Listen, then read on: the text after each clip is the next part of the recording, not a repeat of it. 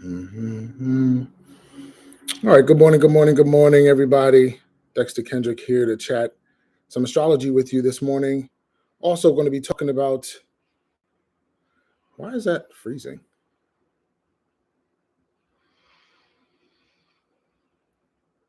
Also, going to be chatting about how to use palmistry on first dates this morning. It's going to be our lesson for today.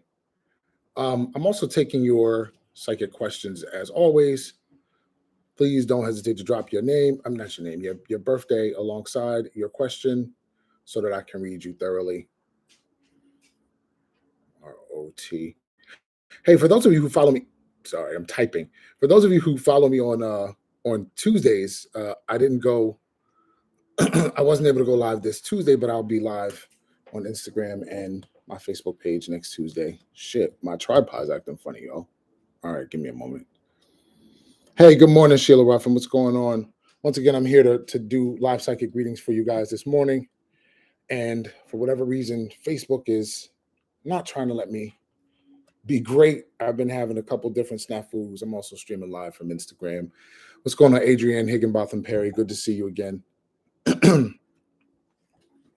1 second. I'm trying to go live on my other page. Oh, it's showing me live there. That's so stupid. All right, give me. That's why I couldn't go live. Hey, cut it. Once again, you guys, I'm here this morning to chat with you about. Let me turn this one off. Once again, I'm here this morning to chat with you guys about how to use palmistry on first dates. Also here to take your live questions, and we're going to discuss some movements that are happening in the cosmos.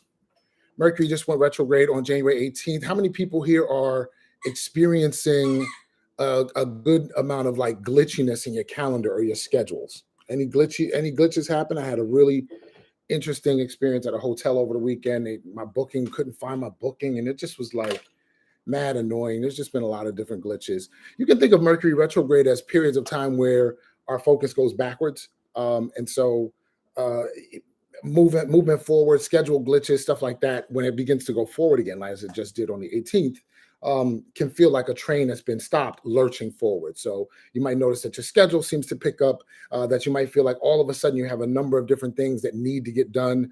Once again, also too, Mars is currently traveling through Gemini, so that gives indication that our energies are going to be put toward things that need to get done, especially in terms of schedules, in terms of our schedules, in terms of relating with other people, friends, and people who are close to us, including like family. Mars has been traveling through Gemini since November, certainly been retrograde since November, and travels through Gemini uh, until May 16th, actually, where it moves into um, Taurus. All right, cool. I wanted to first start out by talking about how to use palmistry on first dates. There should be a link somewhere. This Facebook page has been acting really stupid with me lately, but there should be a link for you to check out the full broadcast of the podcast, which is how to use palmistry on first dates. It's on my link tree. I hope you'll check it out. Um, but I'm going to teach you some things that I talk about in the podcast today. I want to cover that material first. So everybody, take a look at your hand.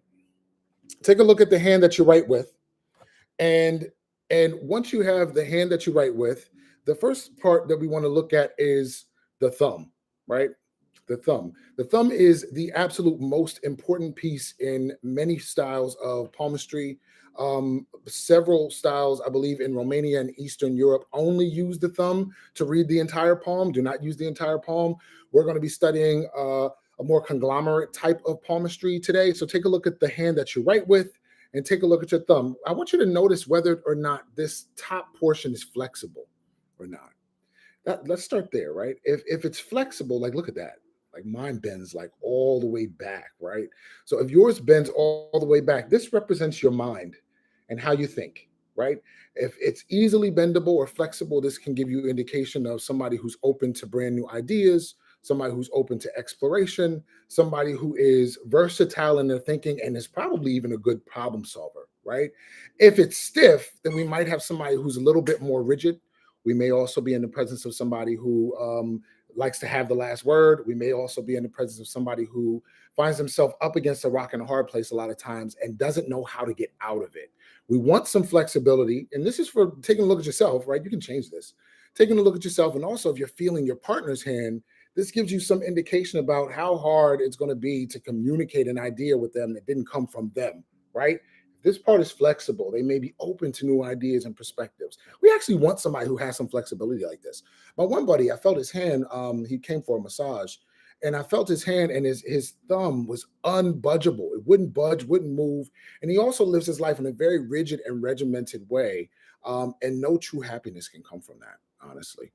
True happiness comes from flexibility and leaving room and space for spontaneity. So we want to know, is it flexible? Let me know. What is your thumb hitting like? Go ahead, let me know in the comments section. Is your thumb flexible? Are you finding it to be inflexible? The next piece we're going to take a look at is how far your thumb comes away from the rest of your hand. So you or your partner, how far does the thumb come away from the hand? This angle right here, which on me creates about a 90-degree angle. Those of us who even were still awake in geometry class, I know I wasn't. But this angle here comes away from my hand about a 90-degree angle. So this is called the angle of generosity here. So this is an energetic here for somebody to let us know how giving they are, how open and giving and generous they are with their heart, with their ideas, with their money, right?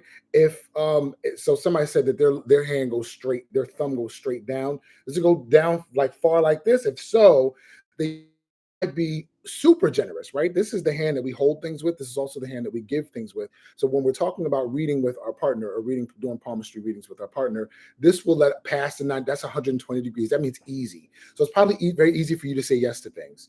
Yes to giving things. Yes, maybe not so yes to receiving things. It just really kind of depends. Is it wobbly down here, or if it's wiggling down here? I'm talking to Miss Mika Jones. If it's wiggly down here, then that means you might be pushed. It might be easy for people to push you to say yes when you don't really want to. So this kind of gives an indication of how generous we are and how we might want to manage that so that we don't burn ourselves out. If we have an energy, she said, yes, I'm a huge giver, right? You see, it's all in the hands, right? You can tell this on a first date. Imagine taking your date's hand and just like not even letting them know what you're doing, but massaging it. And then you can see how flexible the thumb is. You can see how rigid it is, right? If somebody's thumb is like this and doesn't want to budge or resists you in some way, what do you think that's going to say about their ability to be in partnership with you, right? It's going to be almost near impossible for them to be in partnership with you unless you're bending to their whim, if that makes sense. Unfortunately, my personal page is not going to get this live session. I'm so pissed about that because it didn't generate. It blocked me, and then I tried to restart it again. I'm not going to let it distract me this morning, so I'm just going to go ahead and put that down. Michelle Brown said not good at all. So anyway, you can see a 90-degree angle, which I have, a 45-degree angle here, which I have, really indicates that I will give, but I'm not over giving, if that makes sense. Like, this is uncomfortable for me. I'm not going down here, but you can get it open. I'm also flexible up here at the mind level. The second part of the thumb that we're going to cover today is this middle section, right? If you have a middle section of your thumb, as you can see, mine is quite short here. This middle section of your thumb is a dialogue around how long it takes you to process an idea and to make it something real. So first, take a look at the tip of your tongue, right? If you have a longer tip of your tongue here, or your partner does, this means they may take a longer time to process things, right? So this also means if you ask me something, I may need a moment to think about it. I may not be able to rush you to an answer. If you have a shorter thumb, or if it's shorter and pointed, it might indicate that you are swift with your thinking and ready to kind of get ideas out, or that you have a lot of ideas going on at one time, but they come in your head and leave out the other. So you might need to write a memo to yourself, or you might need to remind you. Your memory might be short because you're processing a lot of things very quickly. Nonetheless, this middle section, if it's shorter, then this gives an indication of somebody who is a doer, right? Ideas come from your mind and you're ready to take action on them. You don't want them to hang around too long. If you find that this middle section on your thumb, the middle section here, is cut in half in some way, or is longer, for example, then this can give an indication of somebody who takes a longer time to make their ideas real. And so we can find ourselves in the process in relationship with somebody who's an entrepreneur, but always talking about doing things and not actually do them. Go ahead, drop me your specific questions this morning. I'm also taking your psychic questions, taking some mediumship questions. If you also have those, drop me your birthday. Really trying to make sure I stay focused and not on the fact that Facebook is glitchy. And that really is uncomfortable for individuals who are in business, such as myself. Also, I believe I had attempted to drop my link above at the beginning of the session. I don't even think it's up here. So I'm going to go ahead and pop it in here. Bear with me real quick. Drop me your specific questions. If you have questions on love, career, life, life path, money, family, children, happy to answer those questions with you this morning. It really kind of throws off your energy a little bit when what's the word I'm gonna say, computers that you rely upon act glitchy. Don't forget to include your birthday with your questions, please, and thank you. All right, perfect. There, at least I'm all right. Tia Robinson is asking a great question. I'm gonna answer that question in just a second. Give me a moment. I'm trying to pin my link up here, Tia. Give me 2 seconds, Tia. I'm coming back to you right now. There's my link below. If you want to check out the full aspect of this podcast, please don't hesitate to drop in, click the link below. It should take you to that. It's called How to Use Palmistry on First Dates. I think you'll find it fascinating. So the question was from Tia Robinson, what about the bottom of the thumb? So let's talk about the bottom of the thumb here. If you have specific psychic questions, I'll take those as well. Don't forget to drop those in the link. This bottom of the thumb here, this mound of the thumb here, we are calling the mound of Venus. And what it does is it tells us about our level of sensuality. You can tell so much about the hands. And I also say this in the podcast. But, a hand that is softer will tell you about that individual's desire. This is the inside of the hand, which is we typically keep protected, the desire to live a comfortable life, right?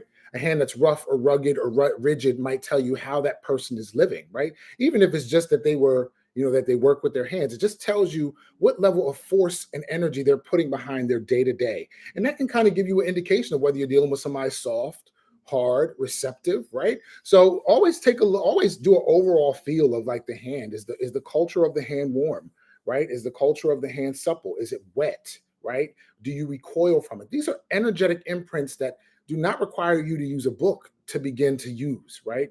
These dialogues are just talking about observation. What do we observe through our partner's hands? So, for example, this area right here. What's going on, Nikki Hall? Good to see you, Jocelyn Stubblefield. This area right here is called the Mound of Venus. Feel it on yourself. Are you able to press in on it, or is it firm? If you're able to press in on it, like it's floppy, flimsy, supple, right? Mine is giving pushback. You want something with pushback. This gives it an indication of interdependence, right? The ability for somebody to sustain themselves, right? Like the muscles here on my hand are bouncing right back, right? Somebody, you can push on it, but it's not a pushover. But if you have somebody, or for yourself, if the muscle here is weak or tender, here is an individual who's going to have to learn how to work on boundaries. Here's somebody who's going to have to learn on how to give pushback when it comes to going after what they want in life, or in a relationship, being able to take up their own space and say what might be the uncomfortable thing, come out of rapport for a moment to be themselves. One of the ways you can work on that, you can get one of those hand strengtheners. It might sound silly, but working any one part of your body works the entire body, mind, spirit system. So you could strengthen the muscles in this hand, or by doing some physical activity, which can also enhance your assertiveness in life, because it will raise testosterone levels, including in women. Women have a smaller amounts of testosterone, but it will help to raise some of that if you're in need of boundary setting, right? It creates warmth, it gets blood flowing, and it emanates, it projects. So yes, this area is called the Mound of Venus. Check and see if it's hot or cold, right? If it's cold on that individual, what do you think it's going to be like when you're needing some support, when you're needing for somebody to lean on, when you might need somebody to give you a sensitive word or feedback, right? These are just preliminary hypotheses, right? The goal is not to say, oh, I can read you. The goal is to say, oh, you know what? This is cold. I'll keep a note of it. Oh, interestingly enough, I can push right. My finger falls right into this. This person may be overly needy. This person may not necessarily tell me what's wrong. I may have to pull teeth to get communication from, right? This tells us how we relate to people, right? If it's soft and weak, or if it's firm, right? Oh shit, this person could live, take or leave me, right? This person's not pressed about whether I stay or go. This person has their own. So it just kind of tells you something. And if it doesn't budge at all, you might have somebody who did not come up in an affectionate family and had to learn very quickly how to take care of themselves. If you want to check out the full podcast, the link is below. And it takes you right to the link. It's entitled How to Use Palmistry on First Dates. Ilya Walker, I'm coming to you 882. My best friend that passed away, is there a message from her? Do you have a name for me? If you can give me a name, that would be great. First name is great. Shamika West, what's going on? 103091. Please share this live, you guys, if you are interested in the reading. It really helps content creators like myself if you let people know that there's a viable reader available and giving out freebies. Shamika, I'm going to read you since I was called to you, Shamika. What message does Spirit have for me? Give me a moment. One of the first things that's showing up over top of you is you seem to be like really reflective. And give me a moment. You seem to be really reflective and working on some kind of a project. I don't know if you're making something or beginning to work with some kind of a tool. I'm also seeing you seated in some kind of a seated position. Have you begun doing some kind of yoga or physical practice? This feels like meditative, but it feels like traditional meditative practice. Also, I'm seeing altar work here. I'm seeing divination tools. Is this prayer? It could be prayer because I'm seeing you on your knees, right? You're not necessarily in a praying position, but you're like on your knees. You're opening up yourself to receive a word, and that's what I'm seeing here. Through April, you seem to be okay. You are doing meditation, so you're channeling. Was what I'm seeing. You're opening because I'm seeing this opening happening over top of your head. You're opening yourself up to begin to channel and receive a word about your life. There's a number of different things that are on your mind. One includes children, and another includes some kind of a move. I think it's a house.